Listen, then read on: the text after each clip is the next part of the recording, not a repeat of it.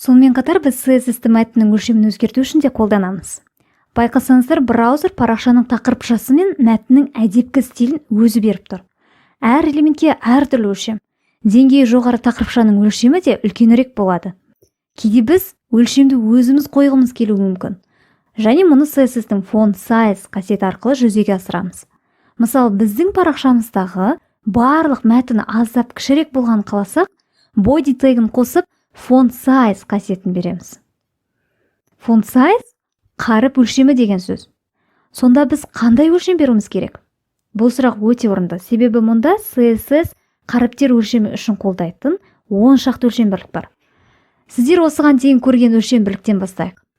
Пиксель. Жалпы CSS-те біз бұл өлшем бірлікті өте жиі қолданамыз. 11 пиксель деп көрейік. Бәрі кішірейіп қалды. Тіпті тақырыпшалар да өлшемі кішірейтті. Неге тақырыпшалар да кішірейіп қалды деп ойлайсыздар? Олар браузердің әдепкі өлшемін сақтау керек емес пе еді? Жоқ. Себебі тақырыпшаларға браузер орнататын өлшем пиксельмен анықталмайды. Браузер қолданатын әдепкі өлшем бірлік M деп аталады, және бұл өлшем бірлік қатысты болып келеді. Яғни ол дегеніміз тақырыпшаның қаріп өлшемін парақша денесіне қойылған қаріп өлшеміне пропорционалды түрде таңдайды деген сөз. H2 ережесін қарастырайықшы. Бұл жерге font size қасиетін қосайық.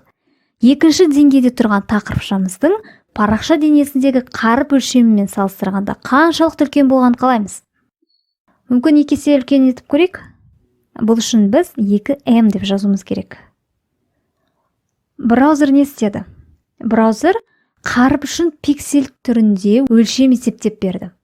Ол бодидағы қаріп өлшемі 11 деп көрсетілген біледі, және біз H2-ні 2 есе үлкен болсын деп жазғанымызды көрді. Яғни барлық H2-лер 22 пиксель өлшемге келеді.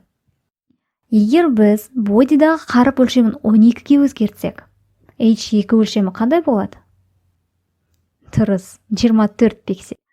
Ал егер H2 қарып өлшемін 1,5M деп өзгертсекші, онда 12 көбейту 1,5 болады, яғни 18 пиксель.